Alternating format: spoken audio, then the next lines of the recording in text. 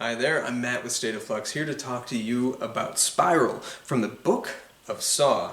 This is the ninth film in the Saw franchise, but this film is kind of Saw adjacent. It's more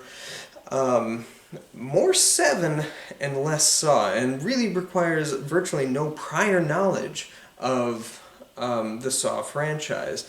The way that it ties into the Saw mythos is that the killer is using the motivation of John Kramer, who was the killer in the 9 Saw movies, or 8 Saw movies, not this one, and his motivation was to inspire individual change, and change starts at the center and spirals outward, right? This film sort of takes that idea, but rather than changing justice on an individual level, it's about attaining systemic change. And the system that is looking to be changed is that of police and police corruption. So you have a story for this film provided by Chris Rock, who also produced the film and stars in the film. He's quite good in it, especially in the last half. It starts off a little static and has a few scenes early on that are like tip a little more comedic, and it feels more like Chris Rock just doing Chris Rock act, and less of a character. But once he settles into the character that he is for the rest of the film, he really is quite good, and a good character to follow.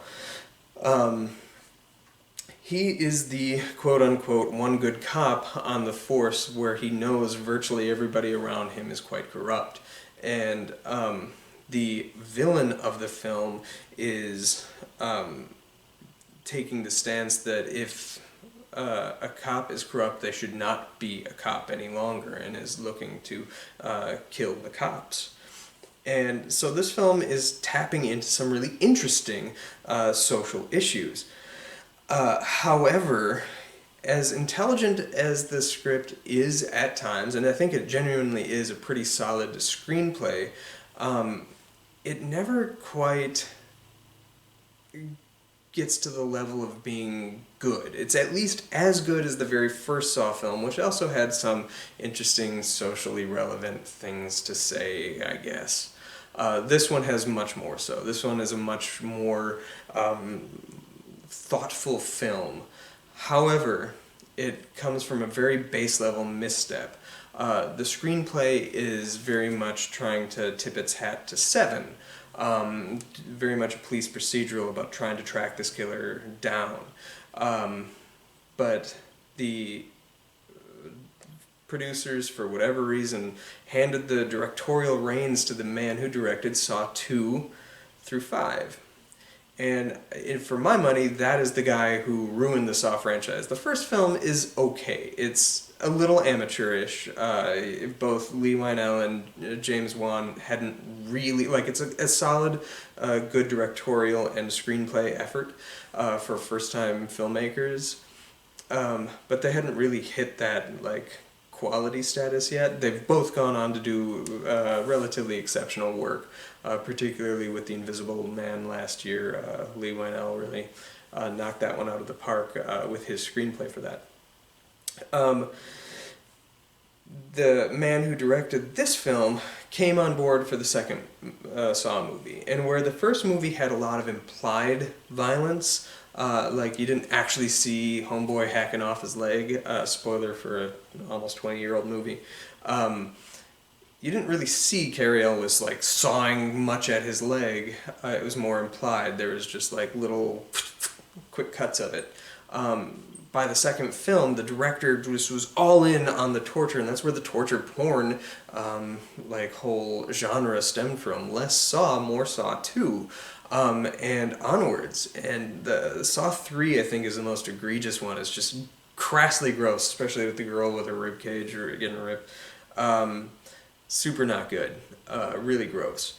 This film has that. and the screenplay really doesn't call for it. I'd say the screenplay is 85% its own thing and 15% Saw.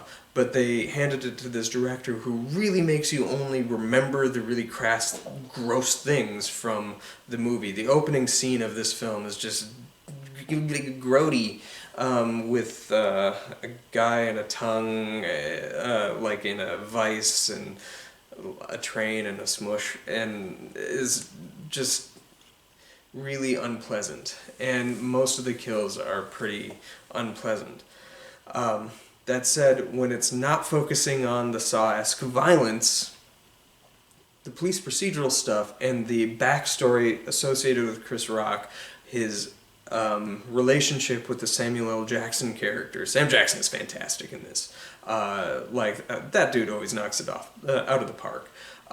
There's an actress I was unfamiliar with, Marisol Nichols, who plays the police chief. She is fantastic, steals every single scene she's in. Highly recommend watching the film based on her performance. She's pretty great. A handful of the performances are really good and really kind of sell it. But it really soars when it's focusing on these social and political issues, but this was made at a time before everything that happened last year. And so while it does fully acknowledge the whole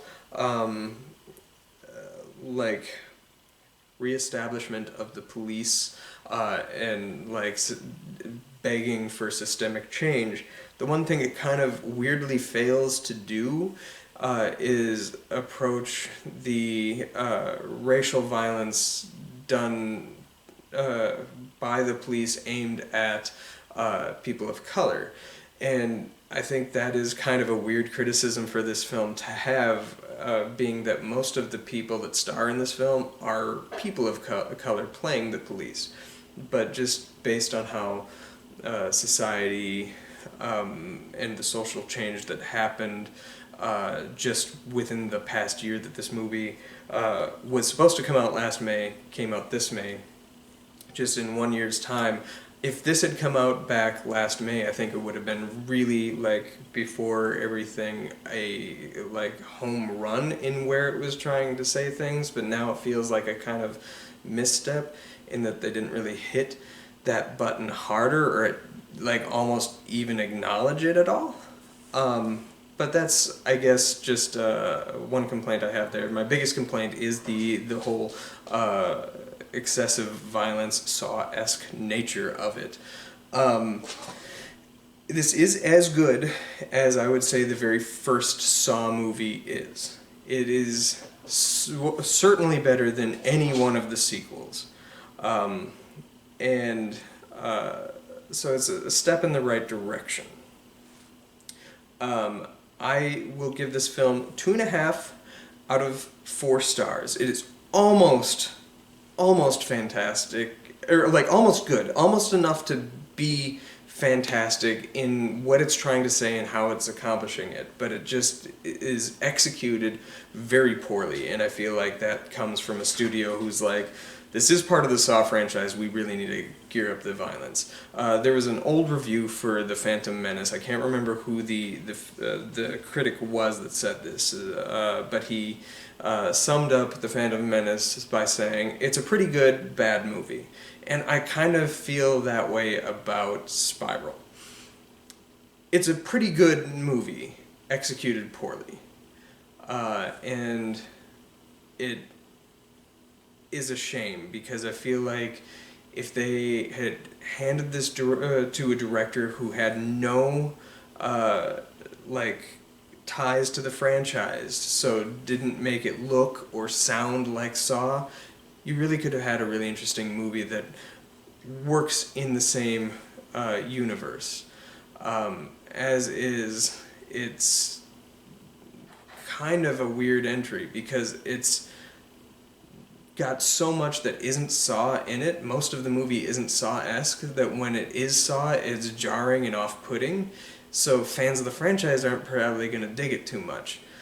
And people who are more interested in the police procedural side of things are going to be jarred, like grossed out by the opening scene, surely, but all the crass, gross, torture porny stuff that is like off the walls.